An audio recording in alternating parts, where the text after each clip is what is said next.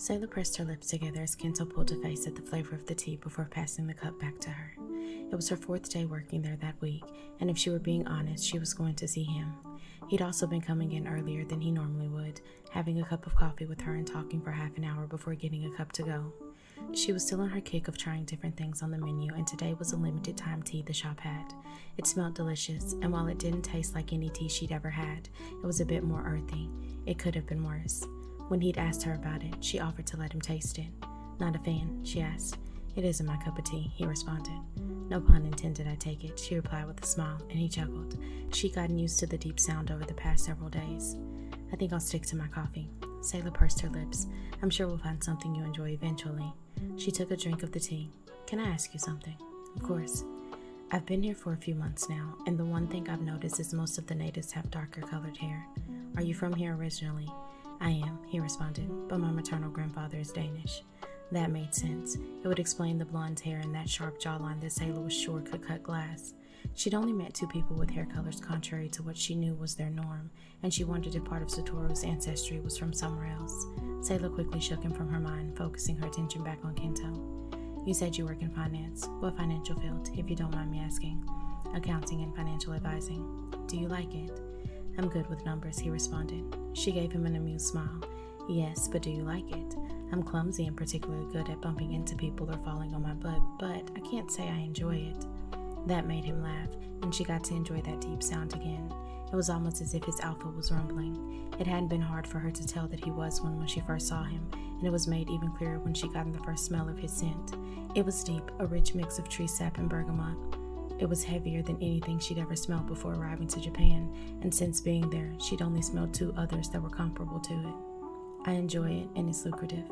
"Do you enjoy being an engineer?" "I do. I've always loved computers and codes. Where I'm from, they and Denny were my only genuine sources of companionship," she responded. Kento studied her, but he didn't comment on what she said. Instead, the conversation took a direction that Saelah had not seen it going, but she was far from opposed. "I'm going to be forward," he told her, leaning back in his seat. "Are you free this weekend? I'd like to take you out if you aren't opposed to it. I enjoy the conversations we have here, but I'd like more of your time, and I'm selfishly asking for it." "I'm free this weekend," she answered. "Good." He passed his phone and Saelah input her number before passing it back to him. "Does Saturday work for you?" "Yes, that works." "Then I'll call you this evening with the plan." He glanced at the time, and as he did, the barista called his name for his to-go order. He'd taken to asking them to fix it at his normal time. "Enjoy the rest of your day, Saelah. I'll talk to you soon." "Have a good day, Kento." Saelah watched him take his drink and exit the shop.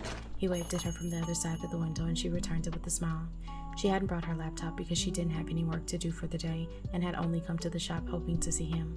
She finished her tea before going back to the counter and ordering a coffee to go. She walked the 3 blocks down to the shop, and when she entered, she didn't see him behind the counter. She peeked around into the back room and found him working on something. It had his complete concentration, and she took a second to watch him.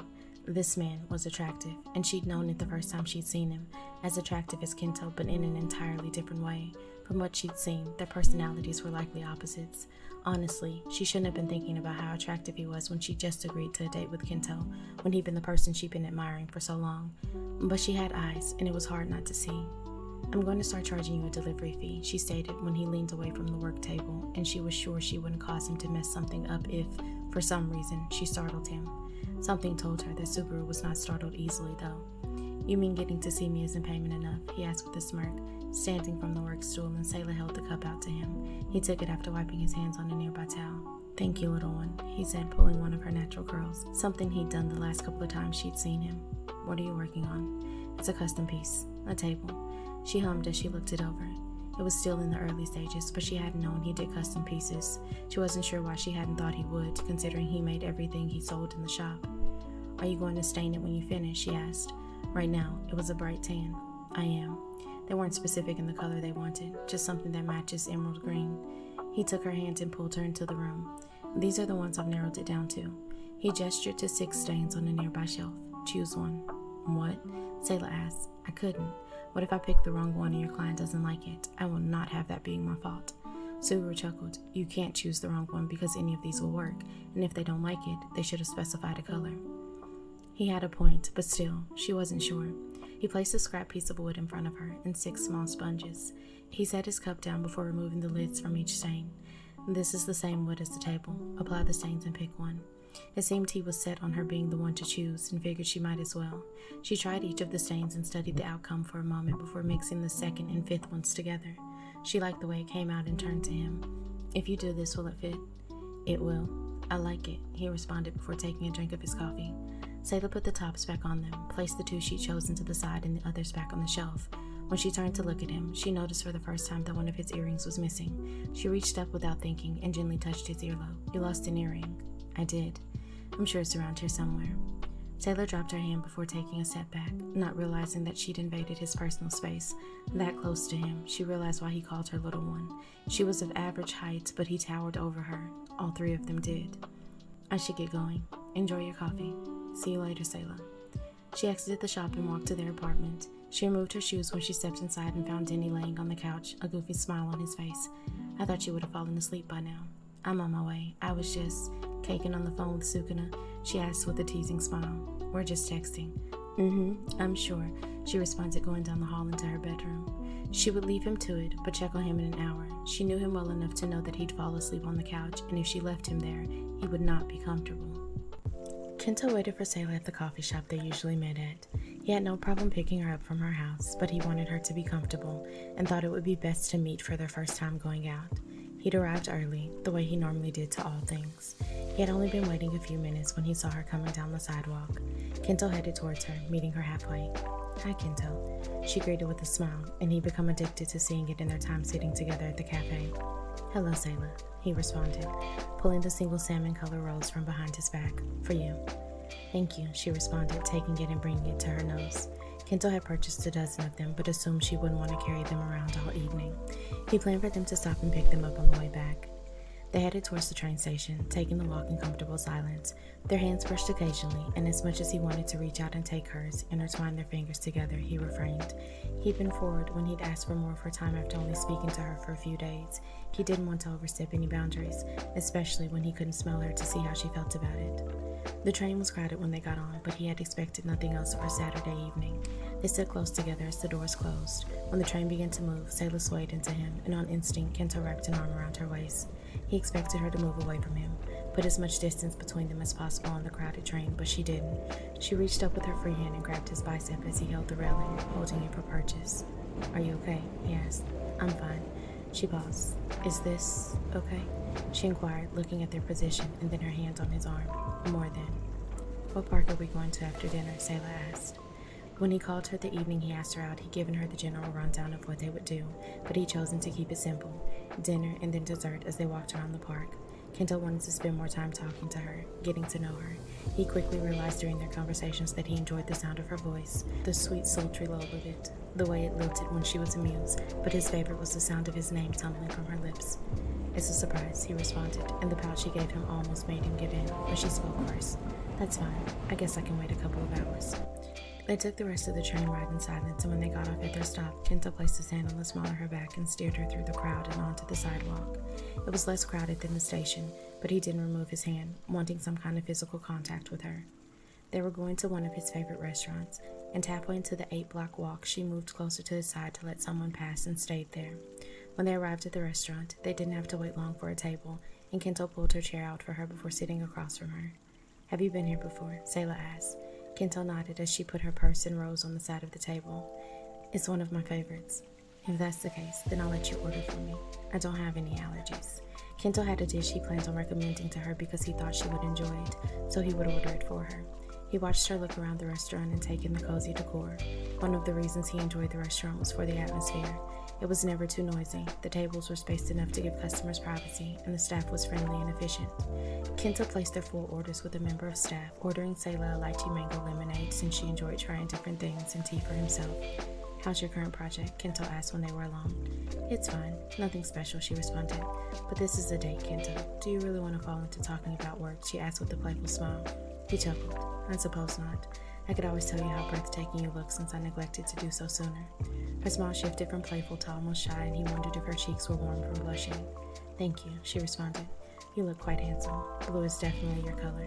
I like it on you. Kento was glad to hear that, considering his wardrobe consisted primarily of dark blue, gray, and black, with the occasional tan thrown in. What's your favorite color? He asked. Mint green and lavender. What's yours? He never thought about it too in depth, and the colors he wore often had more to do with what was expected of him to wear for his profession than what he liked.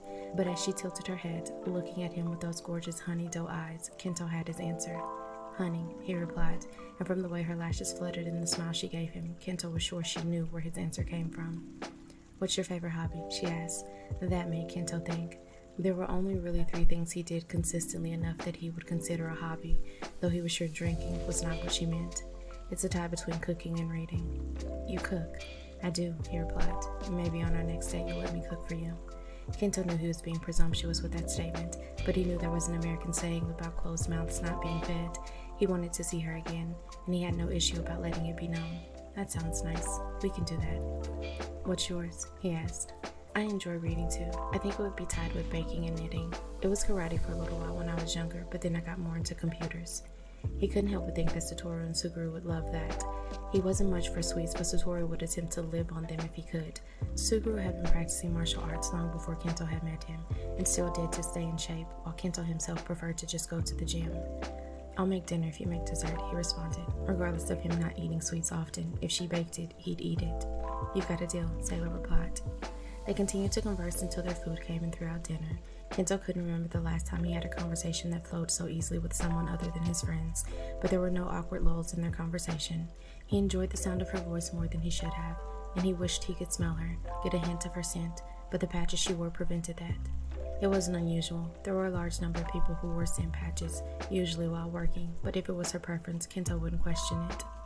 Once they finished dinner, he paid for their meal, and when they stepped out onto the sidewalk, he steered them towards the sunset. The park they were going to was only a few blocks away, and he knew there would be an ice cream cart there since they'd bypassed dessert at the restaurant. Saelah slid her arm through his, and Kento enjoyed the warmth of her body against his as they avoided other pedestrians on their way. I can see why that's one of your favorite restaurants. The food was delicious, Saelah stated as they neared the cart. I'm glad you enjoyed it. My food is better, he joked, and she let out a soft, lilting laugh that caused him to smile. I'll be the judge of that. They stopped at the ice cream cart, each of them getting a cone before entering the park. The momentary silence that settled over them as the sun disappeared on the horizon was comfortable as they enjoyed their dessert, strolling around the walking trail. You said you haven't been to too many places yet, Kento said after several long minutes, wanting to hear her voice again. Not yet. We've only been in Tokyo for about 4 months, and most of it was spent getting settled and figuring out how our schedules would work with one another, and how my schedule would work with the time difference since I work remotely. But I want to take a few day trips or weekend trips to take in different sites. If you need a tour guide, I volunteer my services. I might take you up on that. They did 2 laps around the park before going back to the train station. Kento wanted to make sure they made it back to pick up the flowers before the floors closed. He also didn't want to keep her out too late. If he thought the first train ride was crowded, the second one was even more so.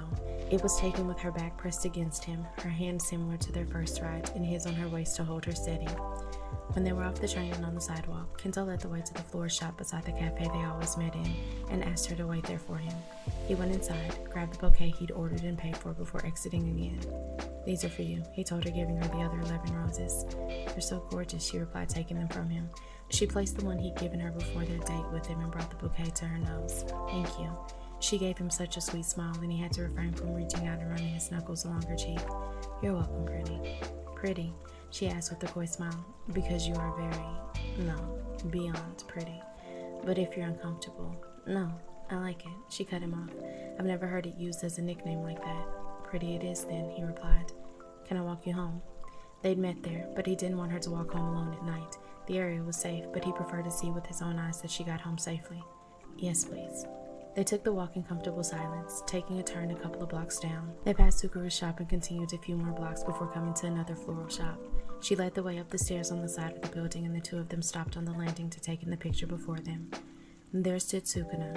Kento knew him because he knew all of Satoru's employees, considering he was the one that did payroll for them. He was kissing someone who smelled as if they could have been a beta or an omega. Now this is quite the sight, Saelah said, and the 2 pulled away. Saelah, hey, the man stated. We were sucking each other's faces off? She replied with a playful smile, as Sukuna's eyes shifted to Kento and he raised a questioning brow. He knew the other alpha was surprised to see him. Kento knew Satoru had met Saelah at his club, and he had no doubt Sukuna had been close by when it happened. I'm sorry, where are my manners? Saelah asked, taking the raised brow as a question towards her. Nana and Kento, Carter Denton, or Denny as I call him, my best friend and roommate, and Ryom and Sukuna. Nice to meet you, Denny said. You as well, Kento responded. I have to get going. I'm working the late shift tonight, Sukuna stated to Denny. They said their goodbyes and Sukuna headed down the stairs while Denny excused himself into the apartment. Saelah turned to him. Sorry about that. It's fine, he replied. Thank you for taking me out. I had fun. Me too. I look forward to next time. This time, he couldn't stop himself from running his knuckles along her cheek before taking her hand and placing a kiss on it. Good night, pretty. Good night, Kento. Text me when you get home, please. He agreed and watched her walk into the apartment before descending the stairs. He found Sukuna leaning against the flower shop. Fair warning, Gojo has his eyes on her, and as close as you are, I'd be surprised if you didn't already know that. Satoru's eyes have nothing to do with me, Kento responded, turning and heading towards the train station. As crowded as it was, he decided to take a taxi. Didn't you have a shift to get to? He threw over his shoulder. It wasn't Sukuna's business that he and Satoru, and Suguru for that matter, were all interested in the same woman and had decided to each court her. While he was sure it would come out eventually to those around them, he wouldn't be the one to inform them. Once in the back of the taxi headed to his apartment, Kento pulled out his phone to make a list of possible dishes to make for their next date.